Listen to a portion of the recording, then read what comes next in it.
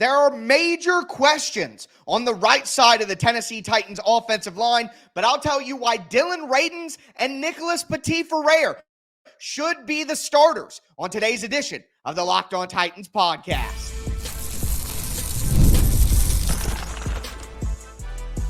You are Locked On Titans, your daily Tennessee Titans podcast, part of the Locked On Podcast Network, your team every day.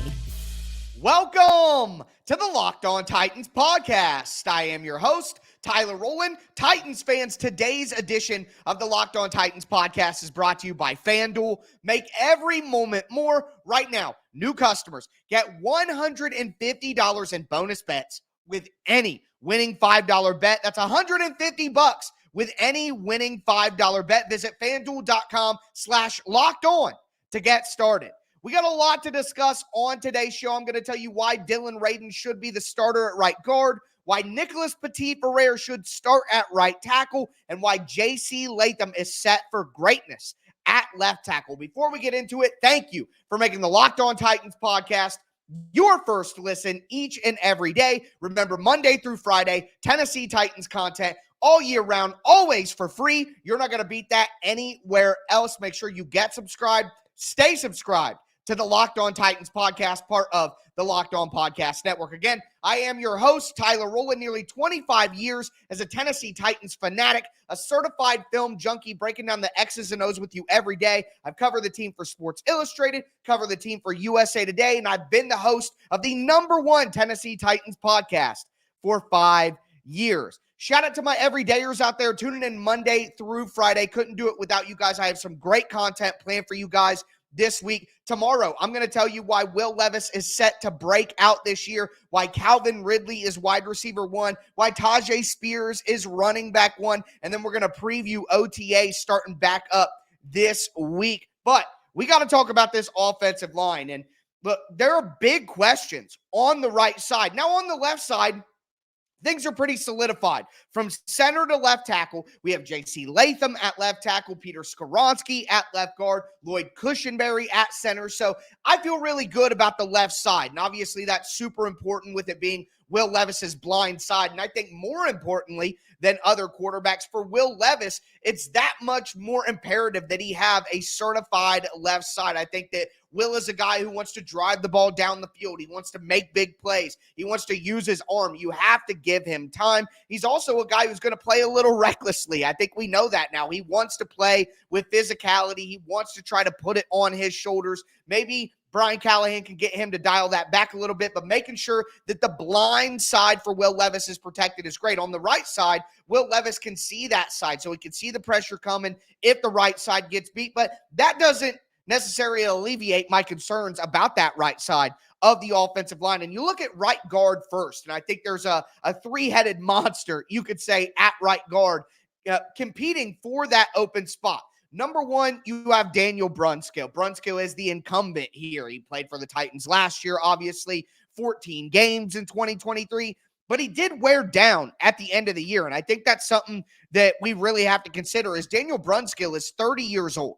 Okay, and in the final 8 games of the year, he missed 3 of those games, and he played less than 25 snaps in 2 of those games. All right, he only gave up 2 sacks and 26 pressures all year. He's okay in run blocking, all right? But, again, you got to worry about him wearing down. And at the end of the year, Mike Vrabel and his staff, they decided to go ahead and test out Calvin Throckmorton, who they brought in the middle of the year as someone who got cut by the Panthers. And they mentioned performance as a reason why they did that. So Daniel Brunskill is somebody who kind of wears down. And that's why I think that Dillon Radunz should be the starter for the Tennessee Titans.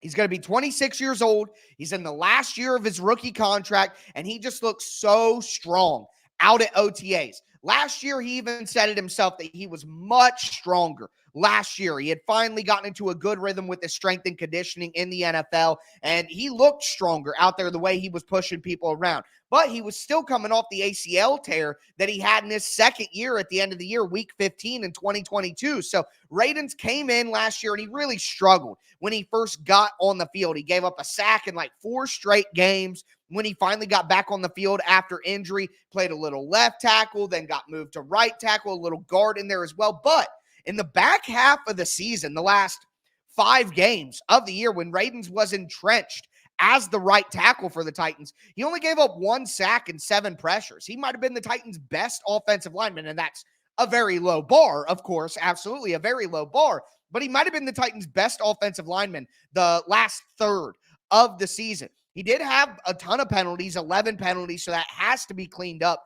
But with the new Titans regime with Brian Callahan and then, of course, Bill Callahan as offensive line coach, I think we've seen from their decisions, they want more power. They want more powerful players, where the Titans' previous staff wanted more agile players who could run that zone scheme. I think the Titans are going to have more of a multiple run scheme here. I think we've heard that from the coaching staff in the press conferences as well. So I think Dillon Radunz, as a more powerful, younger, healthier player than Daniel Brunskill, makes sense to be the starter at right guard. That's what I would like to see. I want Dillon Radunz to finally get his shot. Get a true shot, not getting jerked around the offensive line. You're playing left, you're playing right, you're playing guard, you're playing tackle. The Titans' previous coaching staff, I don't think ever gave Radunz a chance to just chill at one spot and get better. And Radunz has said that himself in press conferences, that it was hard for him to deal with being moved around all the time. And that was something he said while Mike Vrabel was still employed, and he was willing to say that. So I don't think that Radunz and the previous coaching staff ever saw eye to eye. I don't think Radunz was ever happy with the way that he was used by the previous staff. So I would like to see the Titans let Dillon Radunz be that right guard. Let him get a shot from day one to be the starter there. Now, you have to talk about the guy the Titans brought in at right guard, and that is Sadiq Charles. Played for Washington the last few years. He's around Dillon Radunz's age. He's a little bit younger. Radunz is 26 now, or will be 26 once the season starts.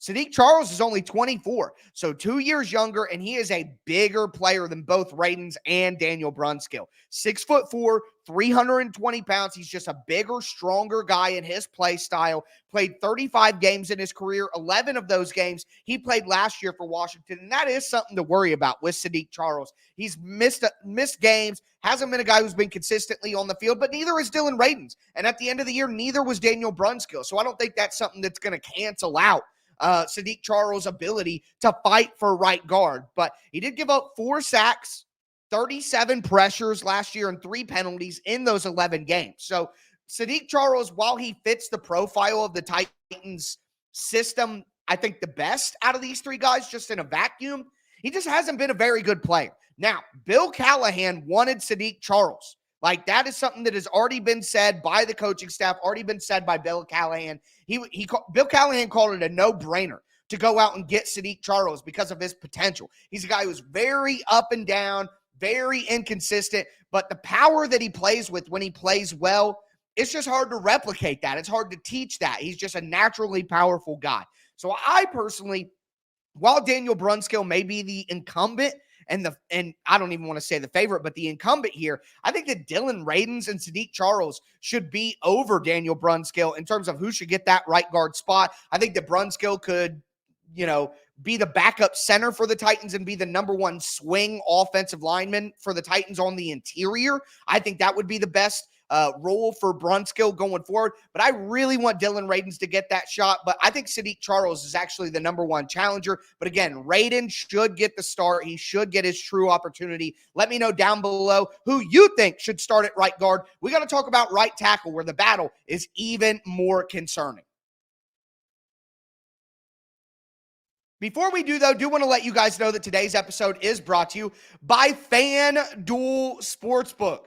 Look, right now it's winner take all time in the NBA and the NHL, and FanDuel's giving you a shot to bring home a big win of your own. Right now, new customers get $150 in bonus bets with any winning $5 bet. That's $150 to bet on spreads, money lines, player props, and more. Make sure that you visit FanDuel.com/lockedon and make every playoff shot count. And speaking of that, the Dallas Mavericks right now on FanDuel are plus 240 to win the NBA championship. And I don't think that I could take watching the Boston Celtics win. So I'm absolutely going to hammer that. Love the Mavericks with two playmakers, good role players, up 2-0 right now. I think plus odds there. That's a great deal. Again, make sure you visit FanDuel.com/lockedon. FanDuel, America's #1 sportsbook.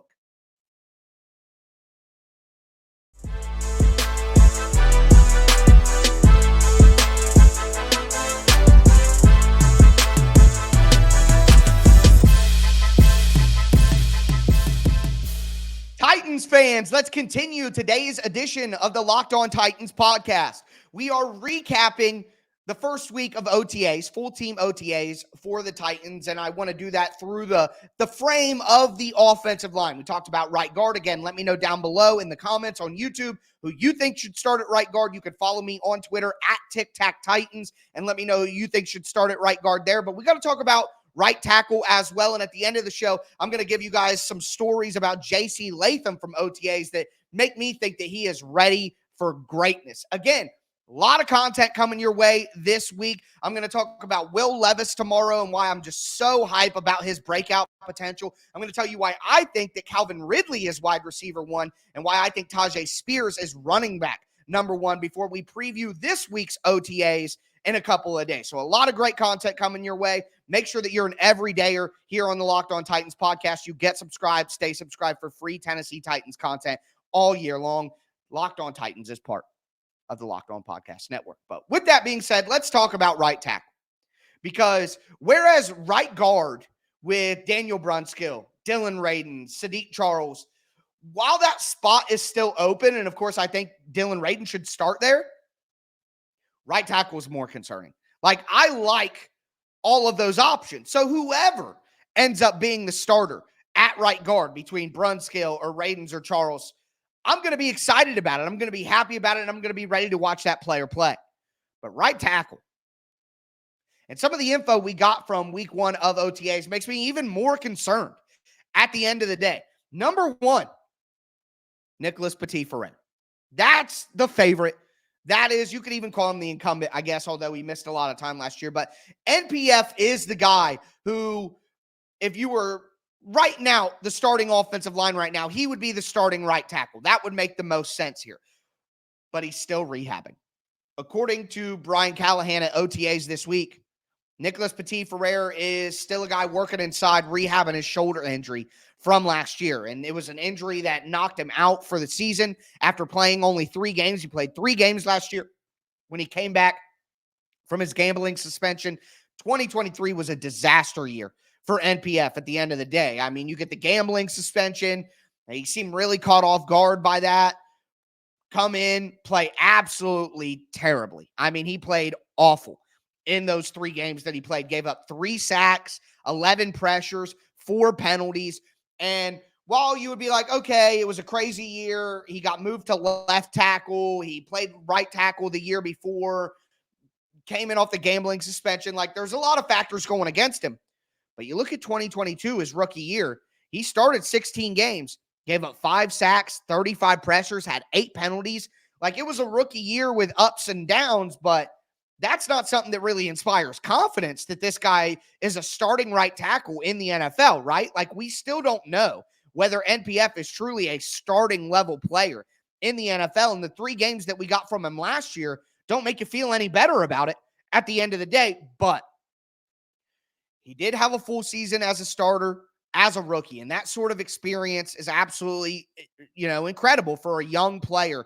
That's what you want. So if he can get healthy and get off on the right foot, then maybe he can improve from his rookie year, and just decent right tackle play for the Titans would be absolutely critical with what we're expecting, through the other 4 spots.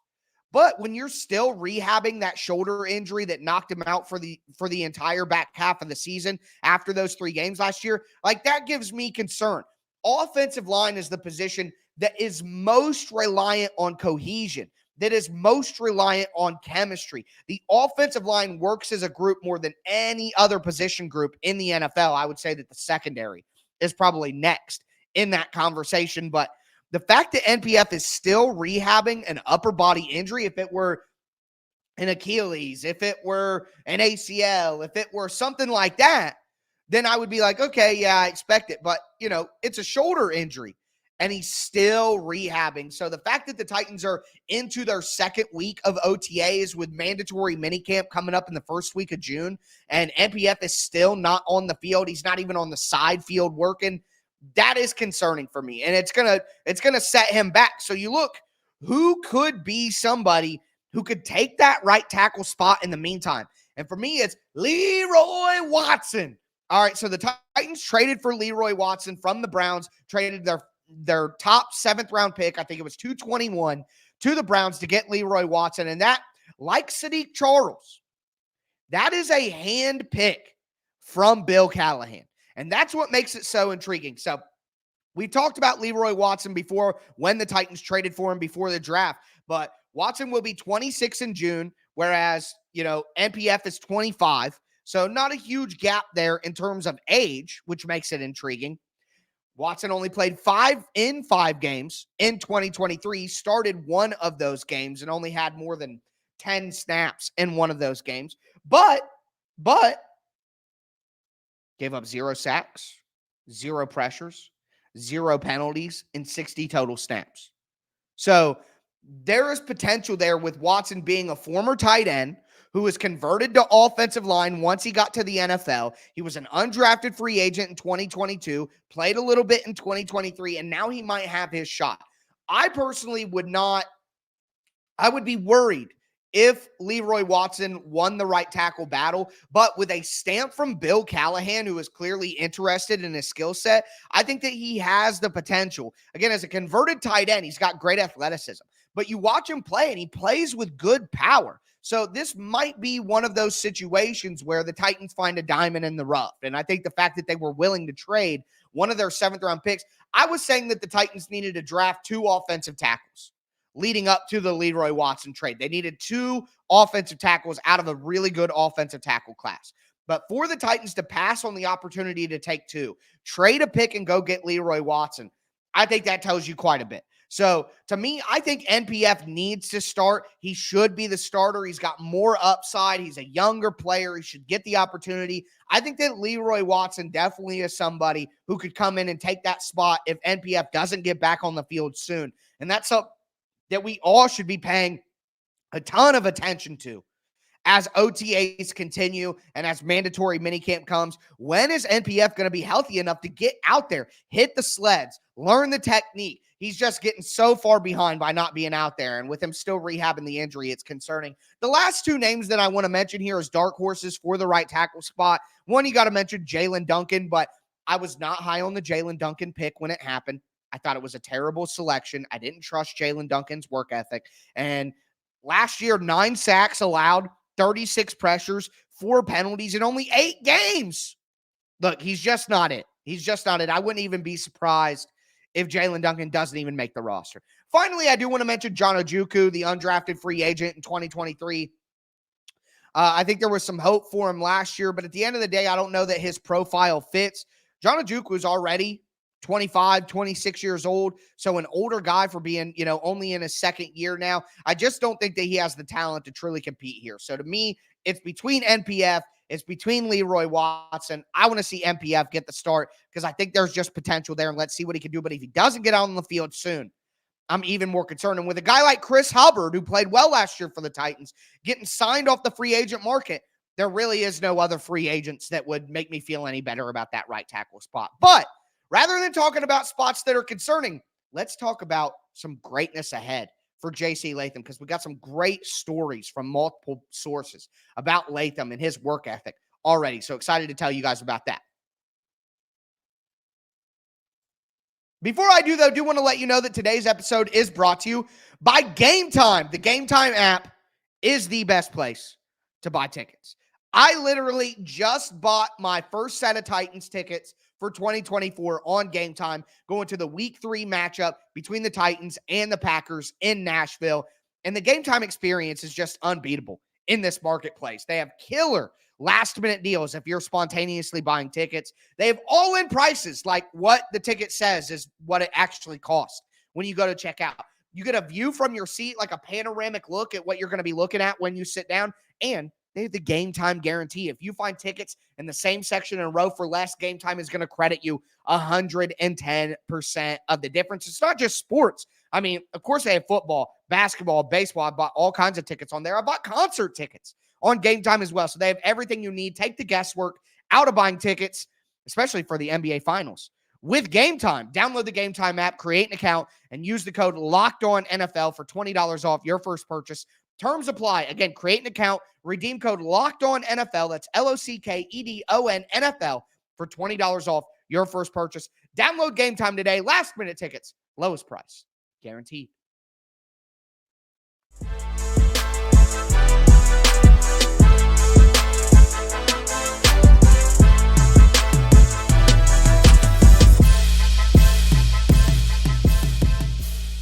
Titans fans, let's cap off today's edition of the Locked On Titans podcast. We talked about the right guard spot. We've talked about the right tackle spot. Make sure to let me know down below in the comments who you think should get both of those spots as the starters. Now I want to talk about center to left side, and especially the left guard and left tackle spots with Peter Skoronski and J.C. Latham, because we're just getting some great information about them through the first week of OTAs. I can't wait to talk about that with you guys. Before I do want to remind you that Locked On has launched the first ever national sports 24/7 streaming channel. It's on YouTube, and now it's also available on Amazon Fire TV and the free Fire TV channels app. It's called Locked On Sports Today.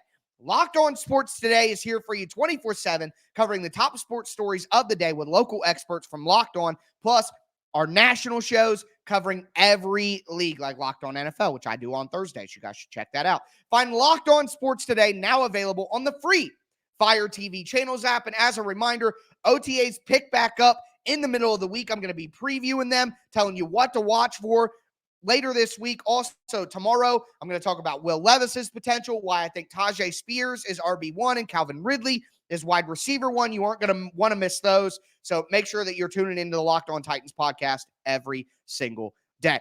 But with that being said, J.C. Latham, man. Look, I had my reservations early in the draft process. He didn't do any athletic testing, which a guy that big, there are definitely some horror stories in there. You weren't certain about Alabama offensive linemen. Can he transition from right tackle to left tackle?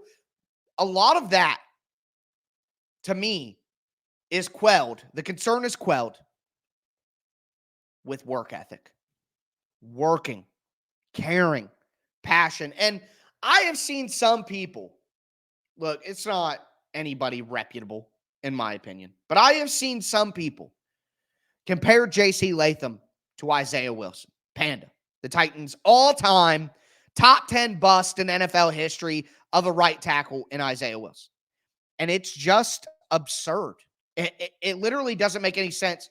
I made a joke on Twitter the other day that comparing those two players is lazier than Isaiah Wilson himself. Now, that's probably not true because that's quite the high bar to get over. But it just drives home my point that if you're comparing J.C. Latham to Isaiah Wilson, you know absolutely nothing about J.C. Latham. And you're not even trying to understand. And I'm going to drive that point home with two sources telling the same story about J.C. Latham. One, Brian Callahan on the Bussin' with the Boys podcast told a story recently about how he looked outside at 5 p.m. So they go through practice early in the morning, and then you have meetings and workouts.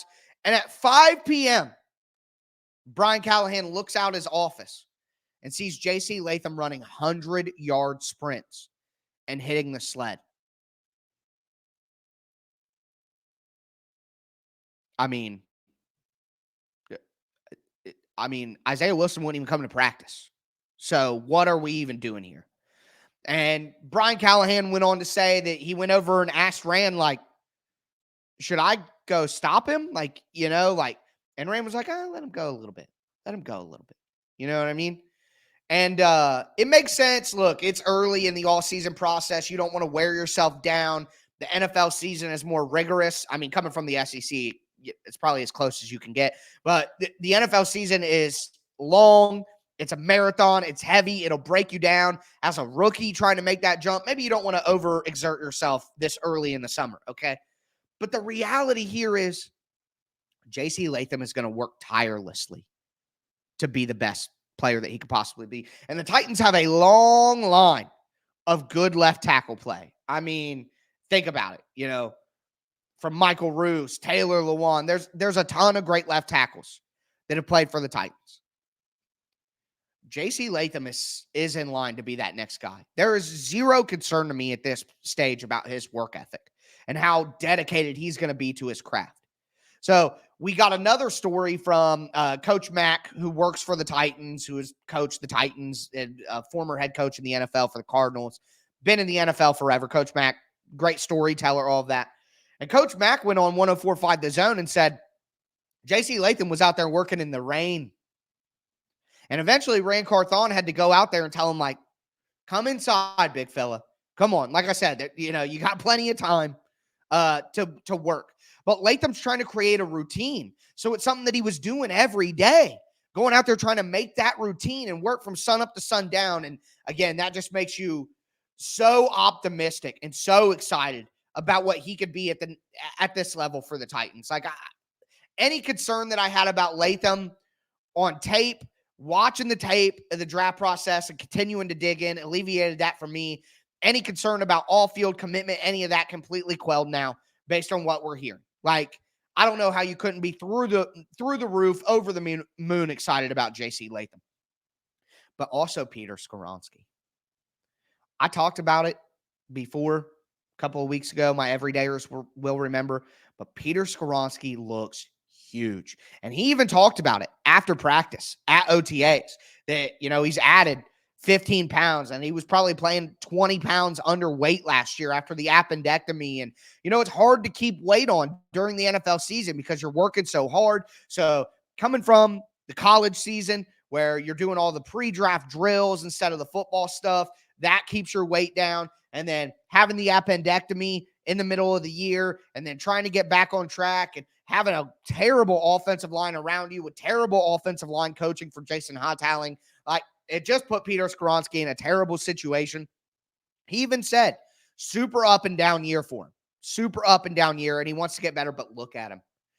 Skoronski is so much bigger, so much stronger. And he talked about working with Bertha and Olga, the sleds from Bill Callahan, and how it's tough. It's hard, and it humbles you. And you could just tell that he's in a great mind state. He's physically right. And I just think that Latham and Skoronski on the left side are going to protect Will Levis for nearly a decade. Like, they just look like they are so ready to go. And with the coaching they're getting now, where there is major concern on the right side, just zero concern on the left side right now for me with Peter Skoronski and J.C. Latham. So excited to see what they can do. And when you add Lloyd Cushenberry, one of the better centers in the NFL, right there in the middle, just such high hopes for this offensive line this year if the Titans can solidify the right-hand side, and hopefully Dillon Radunz and Nicholas Petit-Frere take that job. But that is going to do it for me today, folks. Again, I'm going to be back with you guys tomorrow talking about Will Levis and how excited I am for his breakout. Going to talk about Tajay Spears being RB1 and explain my thoughts there. Well, I think Calvin Ridley is wide receiver 1. Ready to talk about that with you guys. And then also, we got to talk about Tavondre Sweat missing OTAs. We're going to talk about Jeffrey Simmons and L'Jarius Sneed not being there at OTAs. I'm going to discuss all of the absences as I get you guys ready for OTAs to start back up this week on Wednesday as well. Don't miss any of that. But that is going to do it for me today, folks. As always, I am your host, Tyler Rowland, and this was Locked On Titans.